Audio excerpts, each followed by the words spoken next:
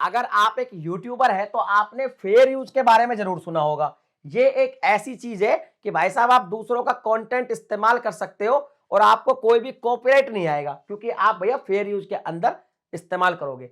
लेकिन एक्चुअल में fair use जैसा ये साउंड करता है वैसा है ये टिपिकल है? क्या सच में हम फेयर यूज के अंदर दूसरों की वीडियो यूज करके पैसे कमा सकते हैं? फेयर यूज एक्चुअल में क्या है, किसने बनाया, कैसे काम करता है, हर चीज पूरी बारीकी से बताने वाला हूं आज की इस वीडियो के अंदर। आपको करना है सिर्फ और सिर्फ इस वीडियो को लाइक और चैनल को सब्सक्राइब कर सकते हैं अगर आपको यूट्यूब से रिलेटेड ऑथेंटिक कंटेंट देखने हैं तो, क्योंकि आपको पता है मैं एक ऑफिशियल वीडियो कंट्रीब्यूटर हूं यूट्यूब का, तो आपको जो भी जानकारी देता हूं वो ऑथेंटिक देता हूं। देखिए आज की वीडियो में हम बात करेंगे फेयर यूज क्या है, पहली बात तो, दूसरा क्यों है ये, और तीसरा ये कैसे काम करता है, क्या प्रोसीजर है, सारा इसमें आपको समझाने वाला हूं। तो चलिए अगली स्लाइड हम देखते हैं। देखिए फेयर यूज एक्चुअल में क्या है आप समझिए। सबसे पहले इसमें समझना पड़ेगा कॉपीराइट एक्ट क्या है। तो कॉपीराइट जो है वो, जैसा मैं यहां पे गूगल पे सर्च किया, क्लियर लिखा हुआ है कॉपीराइट एक्ट जो है वो है जी 1957 का एक एक्ट है। कहां का? संविधान का एक्ट है ये, ठीक है, कानून है ये। और इसको कौन, इसकी पालना करना पड़ता है? सोशल मीडिया को। जैसे कि किसको पालना करनी पड़ती है? अभी यूट्यूब की बात चल रही है तो यूट्यूब को इसकी पालना करनी पड़ती है। 1957 में कॉपीराइट एक्ट आया कि भाई आप किसी के कंटेंट को यूज करके पैसे नहीं कमा सकते। लेकिन ये कहता है कि copyright disclaimer under section 107, under section 107 1976, copyright act 1976, यानी कि 1976 में कोई संशोधन इसके अंदर हुआ। तो ये क्या कहता है गूगल इसमें फेयर यूज 1976 में, कि आप क्या कर सकते हैं जी, फेयर यूज पर्पज से कर सकते हैं criticism, comment, news reporting, teaching और इसके अलावा स्कॉलरशिप, एजुकेशन एंड रिसर्च। तो इसमें क्लियर लिखा हुआ है कि अगर भैया आप वीडियो बना रहे हैं तो आप क्या कर सकते हैं, क्रिटिसिज्म कर रहे हैं, कमेंट कर रहे हैं, न्यूज रिपोर्टिंग कर रहे हैं, टीचिंग कर रहे हैं, स्कॉलरशिप के लिए बना रहे हैं, एजुकेशन के लिए बना रहे हैं, रिसर्च के लिए बना रहे हैं, तो फेयर यूज में आएगा, फिर आपको कॉपीराइट नहीं आएगा। अब ये लिख तो दिया जी गूगल पे, लेकिन क्या ये ऐसे ही काम करता है? इतना ईजी है? बिल्कुल भी ईजी नहीं है। मैं आपको प्रॉपर बताऊंगा कि फेयर यूज एक्चुअल में कैसे काम करता है, कि जितनी चीजें लिखी हुई है इसके लिए हम कोई कंटेंट बनाते हैं, उससे पैसा कमाते हैं और दूसरों का कंटेंट यूज करते हैं, तो फेयर यूज आता है या नहीं आता है, फिर कैसे आता है। चलिए आगे बढ़ते हैं, समझते हैं इसको। देखिए इसमें लिखा है fair use work. Fair use काम कैसे करता है? तो गूगल पे क्लियर लिखा हुआ है, इन यूनाइटेड स्टेट्स ए जज reviews a specific case based on a set of principle to decide whether fair use appeals. कि जब भी कोई फेयर यूज का मैटर होता है तो ये कहता है कि यूएस में जो है जज है ना, जो वो अलग अलग जो स्पेसिफिक केसेज है उसके हिसाब से तय करता है कि फेयर यूज में है कि नहीं। तो मामला ये भी भैया कोर्ट का ही है बेसिकली, तो क्योंकि कॉपीराइट एक्ट और ये जो एक्ट है वो सारे कानून के हैं।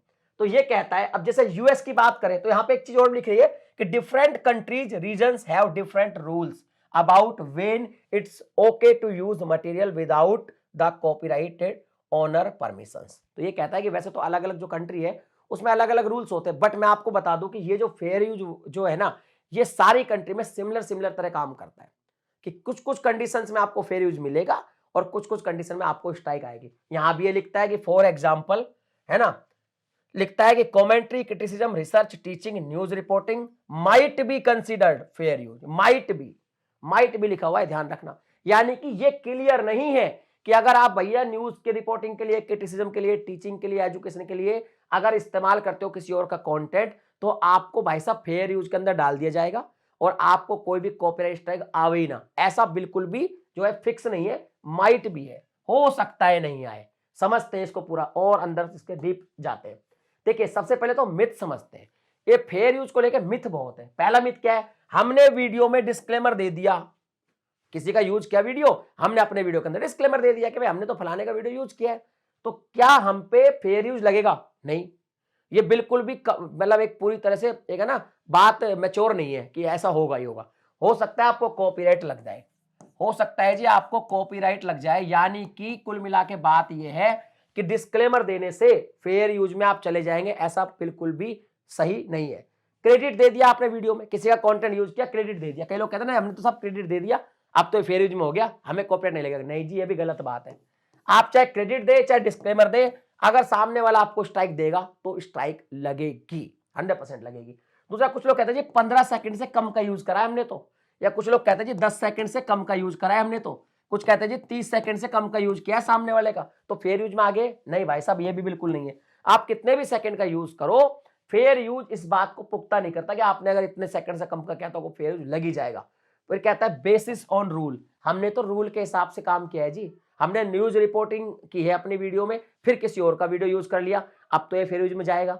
या हम तो साहब कमेंट्री कर रहे थे, तो उस चक्कर में भी अगर अपने रूल के हिसाब से बना तो माइट भी लिखा ना, माइट भी हो सकता है आपको फेयर यूज लग जाए, बट ये पॉसिबल नहीं है कि 100% आपका फेयर यूज में जाएगा ही जाएगा, आपको स्ट्राइक रहेगी, आ सकती है। तो भाई क्या करें फिर फेयर यूज का? तो यहाँ पे कुछ FAQs है, जो कुछ ऐसे फ्रिक्वेंटली आस्क्ड क्वेश्चंस है जो फेयर यूज के बारे में पूछे जाते हैं। जैसे पहला, I posted A disclaimer on my video, मैंने अपनी वीडियो में डिस्क्लेमर दिया, तो सिंपल सा है नहीं, ये पक्का नहीं है कि आपको फेयर यूज लगेगा। दूसरा है, I am using the content for entertainment और नॉन प्रॉफिट यूजेस, भाई मैंने एंटरटेनमेंट पर्पज के लिए किसी का थोड़ा कंटेंट यूज कर लिया और मैं नॉन प्रॉफिट के लिए यूज कर रहा हूं, उससे प्रॉफिट नहीं कमा रहा हूं, तो क्या मेरे को फेयर यूज लगेगा? नहीं भाई साहब, ये भी डिसाइड होगा, कैसे होगा वो समझाऊंगा आगे। तीसरा है, आई गेव क्रेडिट, ये मैंने पहले ही बोल दिया कि भैया क्रेडिट दोगे उससे भी कोई फर्क नहीं पड़ता। फिर है, I added original material that I created to someone else copyright works, कि मैंने अपना ओरिजिनल कंटेंट बनाया, उसमें कुछ कंटेंट यूज कर लिया जी, तो क्या अब मुझे लग जाएगा? नहीं भाई साहब, फिर भी आपको फेयर यूज नहीं लग सकता। सिंपल सी एक बात यह है कि अगर आपको फेयर यूज में जाना है तो आप जैसे अपना वीडियो बना रहे हो और किसी और का कंटेंट थोड़ा बहुत यूज कर रहे हो, तो इसका मतलब ये बिल्कुल नहीं है कि आपको फेयर यूज आएगा। सामने वाला आपको स्ट्राइक दे सकता है, स्ट्राइक देगा तो आपको स्ट्राइक लग जाएगी। तो भाई फेयर यूज आएगा कब, ये क्या सिस्टम है? तो अब देखिए इसमें क्या होगा कि जब आपको मान लो आपने सपोज किसी का कंटेंट यूज किया और आपने अपना ओरिजिनल कंटेंट बनाया क्रिटिसिज्म के लिए, नॉन प्रॉफिट के लिए, एजुकेशन के लिए, या फिर न्यूज रिपोर्टिंग के लिए, तो अब ये जो कंटेंट आपने बनाया ये बिल्कुल फ्रेश नया कंटेंट है, और सामने वाले का जो कंटेंट लिया वो थोड़ा सा रेफरेंस के लिए लिया है, रेफरेंस के लिए ही लिया है हल्का सा, और ये ओरिजिनल कंटेंट ये अलग तरह से साउंड करता है, उस कंडीशन में आपको फेयर यूज आ सकता है। लेकिन वो भी कोई फिक्स नहीं है, आ भी सकता है, नहीं भी आ सकता है। लेकिन मोस्ट केसेस में जो मैंने देखा है वो ये देखा है कि सर मान लो एक ये वीडियो मैंने यूट्यूब पे बनाई, ये कंक्लूजन पे जा रहे हैं हम लोग, ये मैंने एक वीडियो बनाई और अब ये वीडियो देखो मेरी ओरिजिनल फेस कैम वीडियो, ठीक है, इसमें मैं एक बार इसमें कलर चेंज कर लेता हूं ताकि आपको अच्छे से दिखा सकूं। ये मेरी एक ओरिजिनल वीडियो है, ठीक है, ये मेरी ओरिजिनल वीडियो है, ये मैंने फेस कैम वीडियो बनाई है। अब मेरे को कोई और किसी की थोड़ी सी वीडियो कुछ सेकंड के लिए लेनी है, तो मैं क्या करूंगा, यहां पे देखिए छोटा सा एक पोर्शन में वो वीडियो दिखा दी रेफरेंस के लिए। इन कंडीशन में ज्यादातर मैंने देखा है कि फेयर यूज आ ही जाता है, क्योंकि होता क्या है कि जब आप वीडियो डालते हो तो कंटेंट आईडी तो है नहीं, अगर वो सामने वाले के पास वीडियो पहुंचेगी तभी जाके वो स्ट्राइक देगा, तब आपको जब उसको वीडियो मिल जाएगी। इन केसेस में ज्यादातर फेयर यूज आ जाता है, क्योंकि देखो पूरा कंटेंट आपका है, ओरिजिनल कंटेंट आपने क्रिएट किया है, रेफरेंस के लिए छोटे से पार्ट में आपने थोड़ा वीडियो लगाया है, तो इस केसेज में फेयर यूज चल जाएगा। ये पक्का नहीं है कि चला जाएगा, लेकिन ज्यादातर केसेज जो प्रैक्टिकल हमने देखे वो इस तरीके से देखते हैं, इस तरीके से आप रेफरेंस लेते हैं तो फेयर यूज में जाएगा। अदरवाइज आप कमेंट्री, न्यूज रिपोर्टिंग वगैरह के लिए भी यूज करते हो किसी का कंटेंट, कभी आप आते हो कभी कंटेंट आता है, तो जरूरी नहीं है कि वो फेयर यूज में जाए। फेयर यूज पॉलिसी बहुत ज्यादा टिपिकल है, और बाद में सिंपल सी बात है, यूट्यूब ये कहता है कि यूट्यूब खुद तय नहीं करता कि ये कंटेंट फेयर यूज में जाएगा या नहीं जाएगा। अगर सामने वाला स्ट्राइक दे दे और हम कह दे तो फेयर यूज है, तो ये यूट्यूब तय नहीं करता, कोर्ट ही तय करता है कि ये फेयर यूज है या नहीं है।